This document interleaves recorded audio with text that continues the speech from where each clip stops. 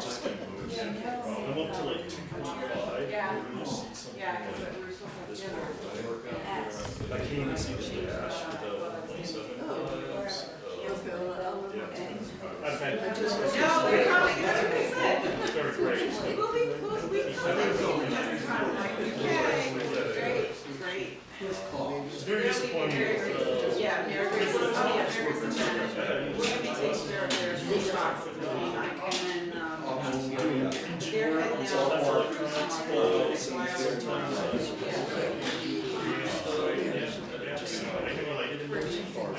All those, and so they go to each and they really love it, so, except they're not on the.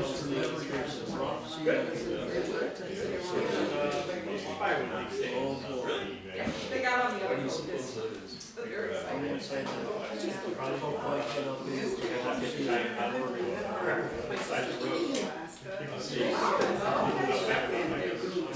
So it's all yeah, big mountains.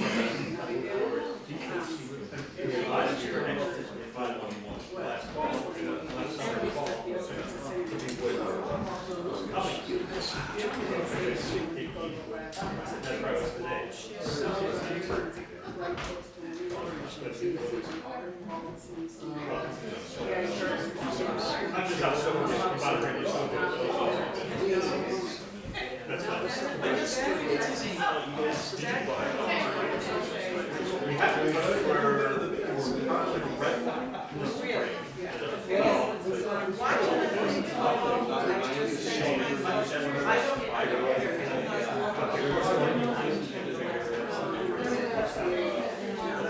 Oh, I go by you.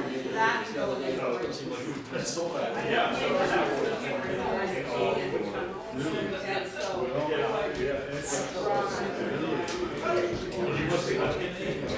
You just look at it yourself? Yes. I mean, yeah. Are you doing just 16 inch or are you doing like something? Whatever. Oh, yeah. How big do you try to split it out into something? It depends what people want. Yeah, I think you glass. They will come on here. They will come on. Yeah, so right now,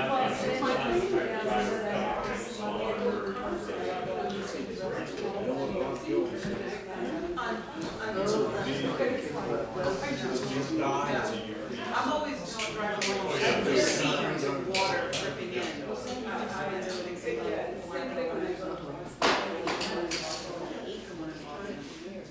don't like that tone. You know, I feel like I'm video. Well, we're going to get started. It's not a super big crowd, so I think we can actually power through this pretty quick. My name is David Hunter. I'm your moderator for the town of Grafton. General plan for tonight is this is not going to be a very strict, hardline question session. This is going to be generally kind of open and easy. So the intent is you have one of these papers. We're going to go backwards. We're going to start with trustee of trust funds.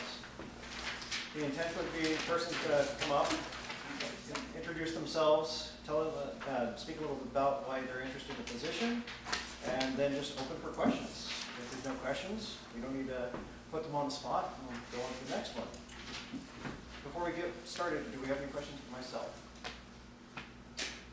All right. Do we actually have Karen Johnson here? I'm still terrible with names to fix this. Karen, please come on up. Okay.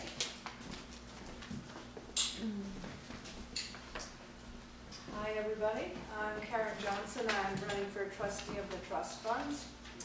I was library trustee, well, I still am library trustee treasurer for about 3.5 years because I filled in for Sue Smith when she stepped down. And, well, as far as being trustee of the trust funds, I'll show up. I'll get along with people. I'll pay attention. I won't do anything funny with the trust funds because I respect the people who made those trust funds possible. And they have a sense of humor, so vote for me. And besides, I don't believe anyone else is running. Do we have any questions? Oh, yes, any questions? Okay, well, thank you. Thank you. Bonnie. And sorry, I should have spoken louder. Oh, yeah, it's small. We're tight in.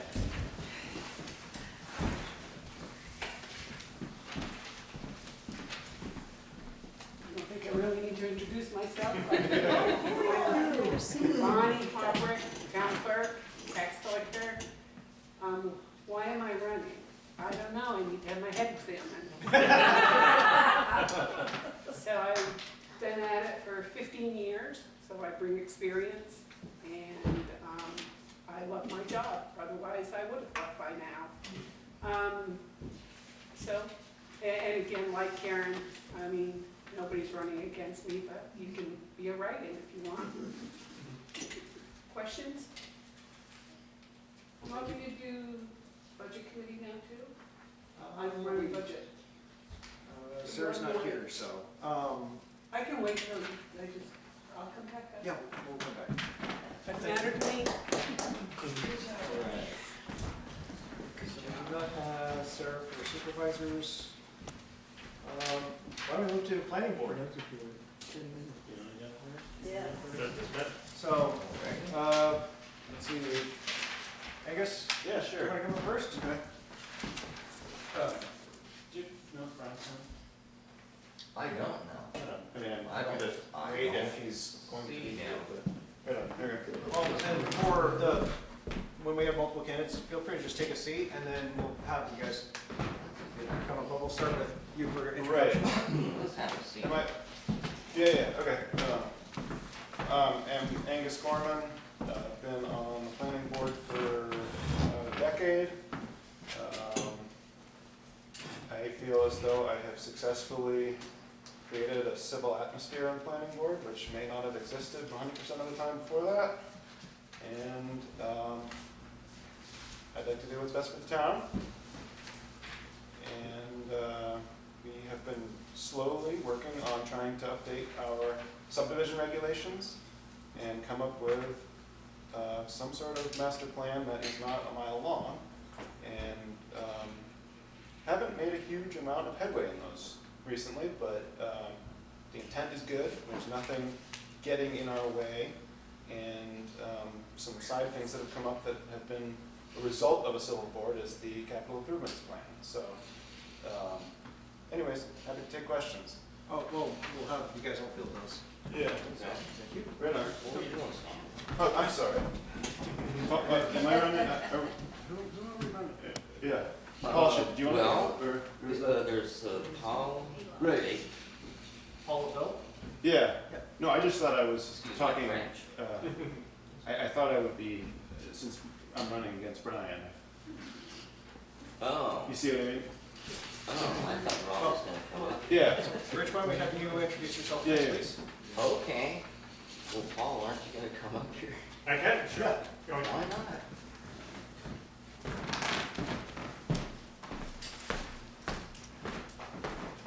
Oh, Rich, feel free.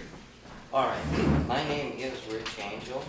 I moved to New Hampshire in 2007 as a participant and signer of the Free State Project, which means I believe that the maximum role of government should be to protect the life, liberty, and property of individuals. And as a planning board member for 3 years and an alternate for another 3 years, I serve to help people make voluntary mergers and subdivisions and keep things as simple as possible, along with Brian. And Paul, how about your introduction? Sure. I'm Paul Levy. I live here on Williams Hill. We moved here, my wife and I moved here in 2005, built a house there on Williams Hill. Been here since. My son and I own the Trees to Dreams sawmilling business out on Route 4. And I've been on the planning board as an alternate, so I guess I've been an alternate on the planning board for the last almost 3 years now. And enjoyed that participation. Oftentimes, we didn't have enough people, so I would get the opportunity to sit in as a full member, which I enjoyed. I'm kind of new to planning, though I come from an architecture and planning background. So I'm still kind of learning the ropes around what a planning board is and what a planning board does, but I've been enjoying that. As Angus mentioned, we this year the town created a capital improvement planning committee, which I've been chairing as part of the planning board, so it's a committee of the planning board. So I've been chairing that. We've been in the works for maybe about half a year now. So we're putting together a draft plan of what are the capital needs for the town, so that the town can kind of plan into the future as opposed to kind of running from crisis to crisis. So it's nice to know what are the needs in the future. So that's my interest. Do we have any questions? So I actually have one, if I may. What would you folks say that the planning board does that the average person in town doesn't really understand the role of the planning board? And this is for all three of you, so you can start with Paul. That's a good question. I think probably many people don't know that the planning board, much of what we do is we accept and review plans for mergers or subdivisions. And typically that's with a surveyor that comes and describes what the intent is between the landowner or the two landowners, as it may be, or three landowners. And we review that to make sure that it meets the letter of the law. And typically the chair signs it with everybody's okay, and send that off to the cabinet. Rich, do you have anything to add to that? Or is What that... he says, it's all about service. People coming to voluntarily merge or subdivide their properties. What would you, from your experience in serving these roles, would you say is probably the most misunderstood aspect of the planning board? Well, I didn't know there was one.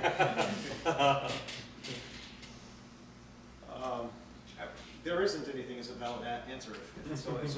Or I'm not thinking of it. I mean, there's a learning curve. I think that there's an idea that we all like the idea that we have some sort of home rule capacity, and the state of New Hampshire does not, unfortunately, or fortunately, depending on how you want to weave it, meaning that we do have to comply with state laws, and in order to do that, you have to know them. And in order to know them, you have to not play a game of telephone with somebody else on the board and be able to read the book or read the state website. And yeah, I think that the planning board serves as a really valuable point of convening for a number of parties to make sure everybody who is involved in a division of land knows what is happening and can point out errors, either malicious errors or completely honest mistakes. Those are both things that happen, and without the planning board and with a or with a planning board with a kind of lackadaisical rubber stamp, a lot of things can happen which can come back to bite people down the road, and it's really valuable to have a board working with professional surveyors and landowners in a civil atmosphere where we can make sense of stuff. I did think of one little thing. Sure. If planning board didn't exist, apparently everything that we do would have to be taken up by the select board, and they already have their hands full. Which is very fair. Any other questions? All right. Well, thank you very much.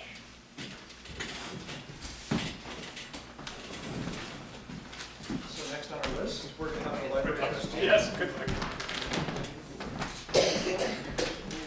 And Jody, can I ask how to pronounce your last name? Joey's not here. Okay. No, Jody, then we'll move on to the cemetery trustee, Ryan.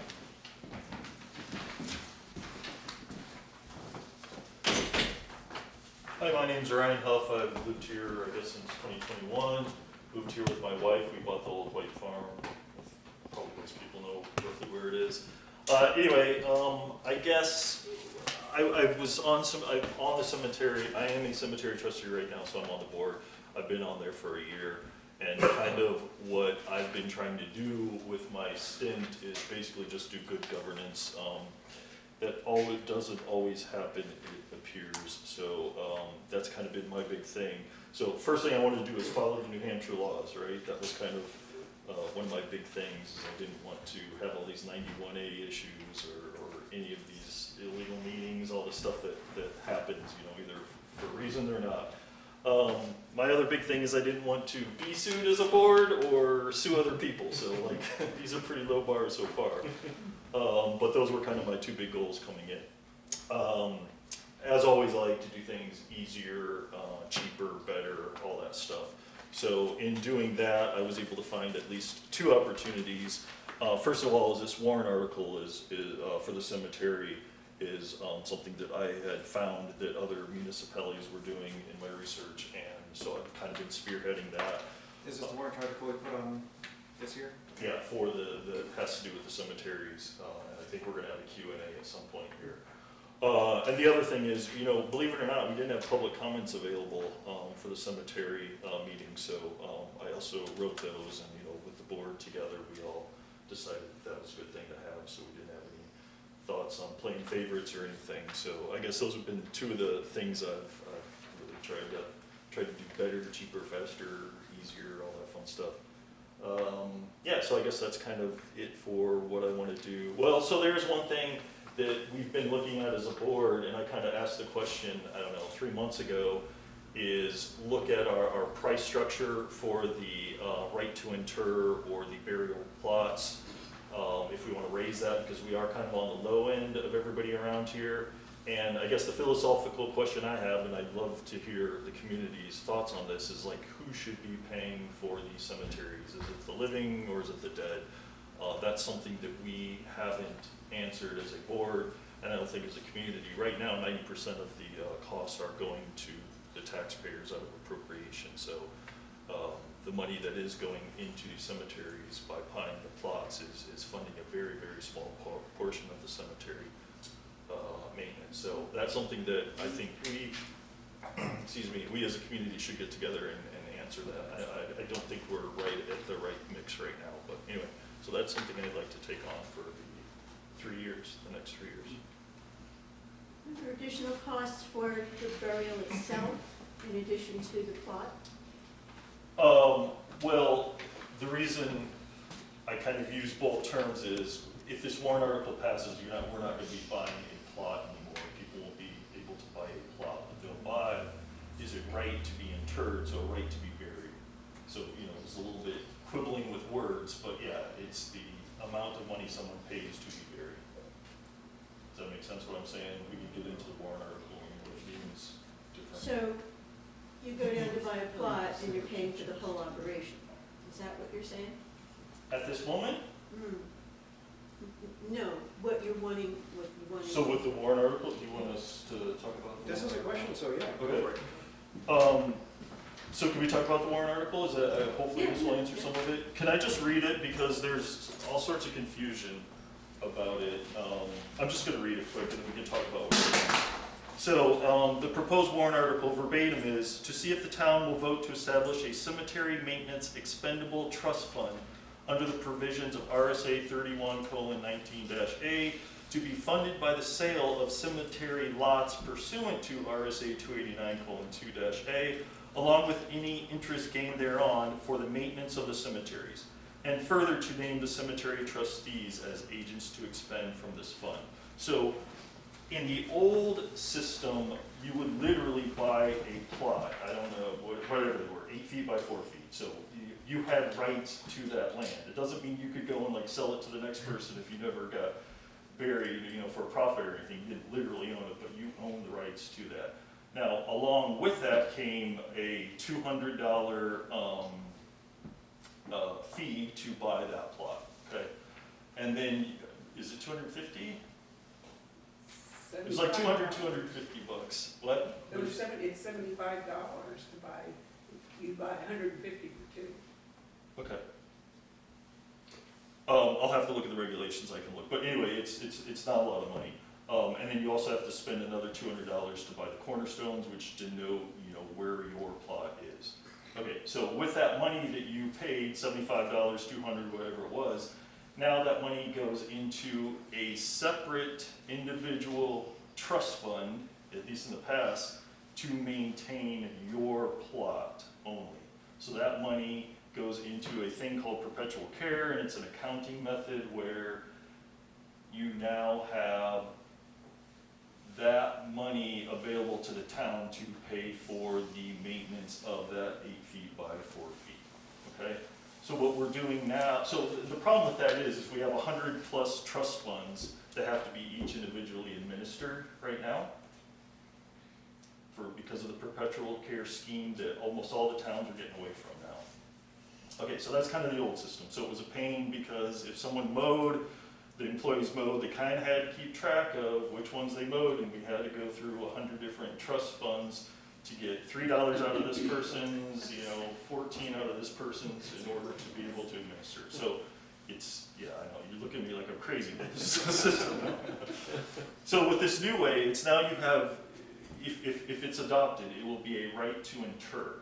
So now you don't own that land, but you have the right to be buried in there, and along with that right to be buried there come all the New Hampshire laws that the towns have to maintain the cemeteries, right? Make them look nice, all that fun stuff, right? So now all of that right to inter money goes into this cemetery maintenance expendable trust fund, and it all gets into one big pool, and then the cemetery trustees can do the right thing with that big pot of money. So, for instance, mowing. If a headstone needs to be repaired and it's going to cost, just making up numbers, $300, and there's only $50 in the individual's trust fund, like it's never going to get fixed, right? We have to now go to the living, to the taxpayers, and say we need to increase the appropriations, the amount of tax that you pay to fix that one headstone. With this expendable trust fund, now we can use that big pot of money and say we think, it's been 30 years that this headstone's been broken, now we can fix it, right? Because we have access to this money instead of the $87 that was in the individual's trust fund. So it's really, this whole thing is about accounting and nothing more. It doesn't mean we're not going to take care of everybody's plots, burial plots. It doesn't mean we're not going to start, we're going to stop cutting the grass or anything. Nothing will change. It's just going to make the accounting much easier. What about donations or fundraisers? Yeah, so that can now go into this expendable trust fund, whereas before it would go to the select board, and the select board would do kind of what they wanted with it. Yeah, so we can now take donations. You mentioned at the beginning 91A. Does everybody know what a 91A is? Can you explain that? Yeah, 91A is basically the right to know, for the citizens to know what the government is doing, and that dictates, like, for instance, we noticed this is a public meeting tonight because all three of the cemetery trustees are here, right? So that's technically, if we're talking about cemetery business, it's a public meeting. If we didn't notice it, it would be illegal. So, we're trying to make sure that that 91A stuff, which governs how we are supposed to govern and what information is shared with the public, which should be virtually everything. Like there should be very little that's actually hidden from the public. So what happens to, are the trusts all going to be merged? How is that going to be? So that's a good point. Everything, so because perpetual care was the old accounting scheme, and when you bought a plot, you signed a contract essentially with the town. So nothing can be changed for that. Like it's all going to be that same 100 there until we all die. So we can't erase all that. But the point is we don't keep adding to that scheme and have 300 or 297 by the time we all die. So it's about making it easier going forward. Can't do anything about the past, as we all know. All right, any more questions? So I'm going to keep you there because we're on the budget committee next. Let's see. And based on what we have here, I think we can get everyone up at the same time. Jake, feel free.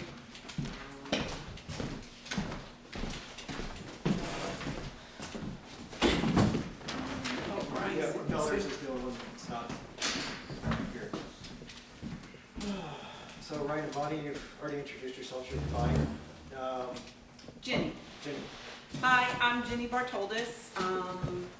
Where my husband and I, Anton, we live up on Wild Meadow Road. We're new to Grafton. We bought our land in 2019. We're coming up from Hillsborough. where we were for 35 plus years. Raised our family, sent off the adults, took care of my mom for 12 years. I'm running for the position, the budget committee, basically for one reason, and it's service. I was raised by parents who instilled that into us. They were 1929, so they instilled a lot into us. And serving our communities was always something that I held with the highest regard. My background is, I used to be a history teacher back in the 1900s. Trust me. And a history teacher, I taught US history. And I stayed home with the kids, did that bit for a while. Managed the finances of the family, but I was more towards your school board side of life. I'm very familiar with budgets, grants, and all of that goes along with it. Again, it's just about serving for me. I'm conservative financially. I'm frugal. I'm not cheap, but I'm frugal. And it's about looking out for those who can't really look out for themselves in the community. That's what I feel most strongly about, and that's why I'm running. That's me. Any position or reason why you're participating for budget? So I've served a few terms on the budget committee. I ran and was on the budget committee, not this past year, but the year before. I took a one-year position, and because of health reasons, I did not run last year, but I am well, and because I do bring experience. Having been a selectman, I was on the budget committee, and I think I maybe served 2 other terms besides that. And what I bring is a concern for the town's needs, as well as I'm a taxpayer, so I like to be frugal too. But, so that's my experience.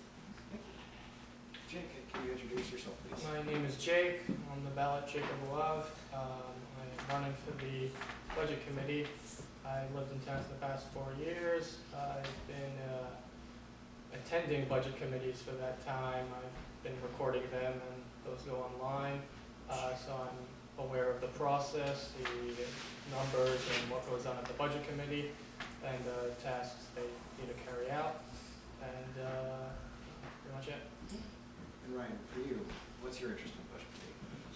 Yeah, so my interest was, there were 3 positions available, and when I went in on Friday, there was nobody else who was running, and Steve, Steve's last name, the select board. Yeah, so at the select board meeting was saying that, you know, he was concerned that nobody was going to run, so I came in to run. What I hope to bring to the budget committee is very similar to the things I was trying to do with the cemetery, as a cemetery trustee. I don't think we have a lot of, I don't think the budget committee has a lot of latitude to make taxes twice as high or half as high, because it'll get voted down and it'll just be the default budget. So I don't really see this as like a big activist type position at all. So it's gonna be a lot of like caretaking, a lot of making sure the numbers are making sense, all the spreadsheets. You know, I was an engineer for 25 years, so you know, that stuff is easy to me. Yeah, I think it's just a lot of making sure that everything's running smoothly. And I will say this, is like I'm pretty good at like looking at things anew and trying to figure out different ways, better ways, cheaper ways. You know, I'm kind of good at like taking a clean sheet of paper. And since I've only been to a few of the budget committee meetings, you know, I hope to have a fresh pair of eyes and be able to really like kind of maybe dig into a couple issues at some point. Maybe not in the first year though. Any questions? All right, well, then I'll come up with one that each one of you can answer, which is, what do you believe to be the most misunderstood aspect of the budget committee? We'll start with you, Ryan, we'll go backwards. Yeah, I mean, I think, from talking to some people about it, Well, since you're new, why don't we change the question slightly? So what do you find unclear about the role of the budget committee? Well, I'll take a stab at your first one, is that, and I've kind of already alluded to this, like, I don't think the budget committee has a lot of power to just make everything half as much taxes or double, like, it's pretty constrained, so I think that's a misconception that you can get in here and just like wreak havoc one way or another. I don't think it's that kind of position. So, what don't I understand about it? I don't understand all the intricacies of what power they have other than to recommend. Like, can we bring the school, this is kind of one of Jake's ideas, is maybe we bring the school board in and have a info session with them. Like, why are we getting worse results every time and spending more and more money? Jake's idea. But I think it's a good idea. Like, I would love to do stuff like that. So maybe that's something we can do as a budget committee. I don't know. Wait for the hot potato. Yeah, there's a few things that I'd like to address. One of them, I'd like to have a couple of members of the budget committee on the CIP committee. They're the committee which was started last year, ultimately is a new committee but didn't come up with much recommendations or for this year's budget. I hope to see that for next year. And there was the budget committee did not take a very active role in that, and I'd like to see the budget committee doing that. I think most departments are doing pretty well with their budgeting. There's a few that not so well, and there's places for improvement. And other than that, the town has a lot of contracts with various, anywhere from other towns, the state, whatnot. And I'd like to review those contracts and see if they're good, we can do better, or there's changes that can be made. Recently, there was a contract for clothing for the highway department, which seemed like a very bad deal, and eventually was dropped. But just stuff like that the town can do away with, or potentially do better with a different company. So I'm in agreement with the fact that the budget committee sometimes takes a role they shouldn't.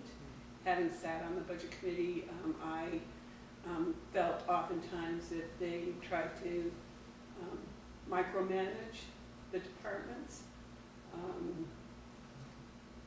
For instance, the porta potty at the library. I mean, the budget committee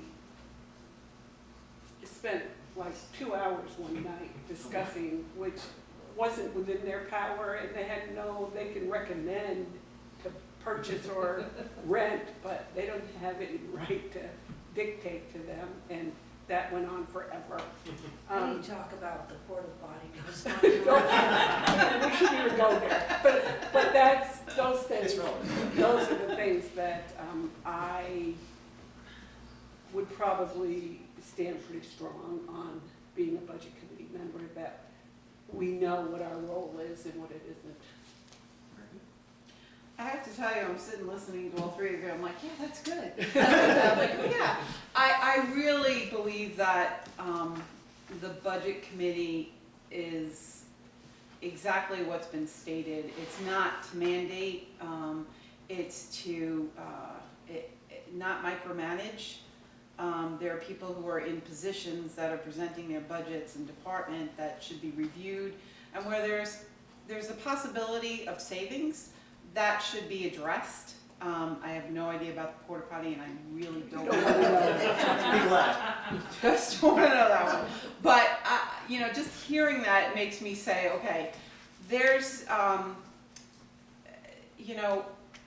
the bottom line for me is a want and a need. And if it's a need, it's an absolute for me. If it's a want, then there's room for discussion.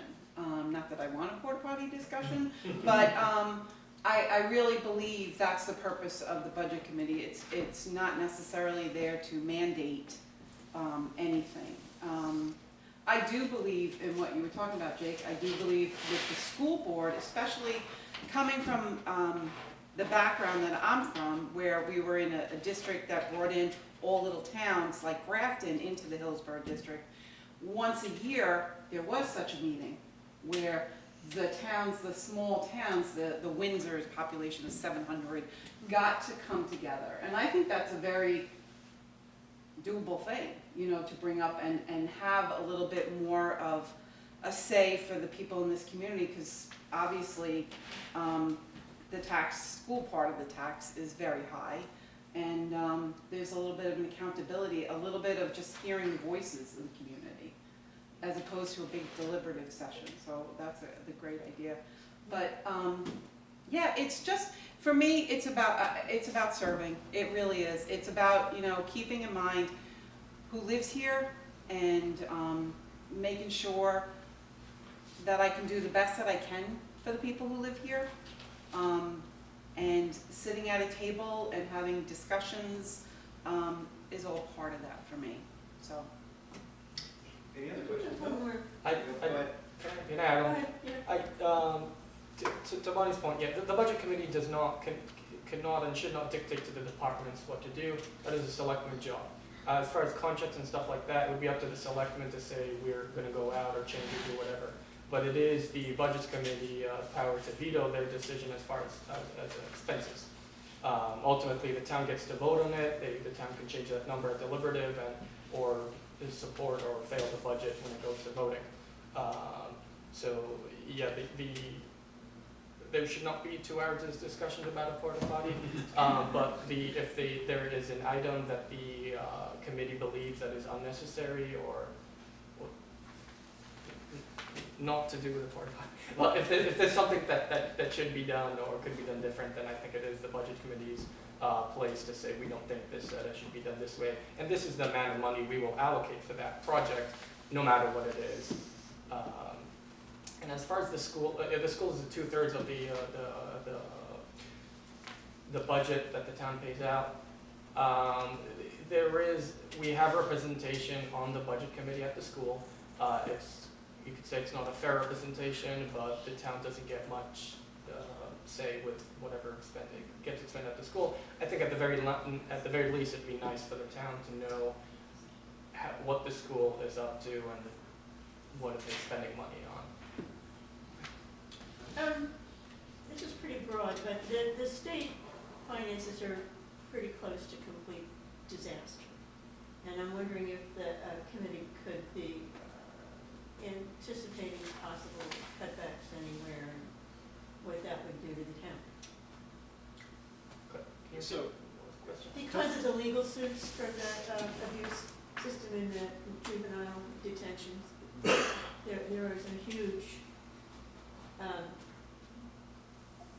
fines being levied and to come out of the state budget. And I'm not sure what will happen for implications for everybody else in the state as a result. I'm not sure at the state level. It's hard to tell. Yeah, it's hard to tell what effect that would have on the town. I doubt it would have a heavy effect. There's not much that the state does give some money to the school, and I don't know that the town gets a lot from the state. They get a huge amount, like With the highway with the grant, the the highway. block grants, highway Yeah. block grants. So the stuff like that, but it's hard to tell that would. That may impact something like the highway block grant for sure, Yeah. but, That's right. What was your like question? Jake said, hard to tell. Was your question how to Whether the avoid state's stuff like that? financial struggles are going to Oh, impact okay. town. I think, and as the most experienced, correct me here if I'm wrong, I think traditionally the way it would work is as if that kind of thing was coming down the pipe, it's going to be informed to the town, and then the budget committee's going to say, hey, by the way, this is coming up, it's an issue. Is that relatively fair? Capital My improvement? experience, Yeah. the select board has not normally communicated a lot to the budget committee. Okay. I don't know if this is a little bit of a comment, if that's okay. Sure. Ryan, you mentioned, the budget committee isn't necessarily able to slash things or multiply things because it won't get voted, but the potential for an elected member to bring a toxic attitude to the board to a level where nothing can get done is a strategy that has been seen a number of times in this town. So I would encourage people to be very cautious about knowing who they vote for when it comes to who's going to serve on some of these positions. It's a stalling tactic, and it is an addiction to negative attention. Any other questions? Well, thank you very much for your time. Can I say one thing quick? So the burial plots right now are $125 for an individual. Well, it's- Have you been charging only 75? I don't charge. No. So at one point, all of the funds came to me. And that way there was documentation and it went through the computer to show. But when a previous select board, people sat in the select board, that was taken away from me. So the money is collected by Ed, Okay. not me. Okay. Anyway, Real For the record, quick, thank you for your time. But that's good to know. That is good to know. Because I think, right, we gotta look at some of the contracts. I think you guys should look at some of the Yeah. Thanks for showing up. Okay. I just have. And nobody was here. There's one car. I can take a. I just grabbed it.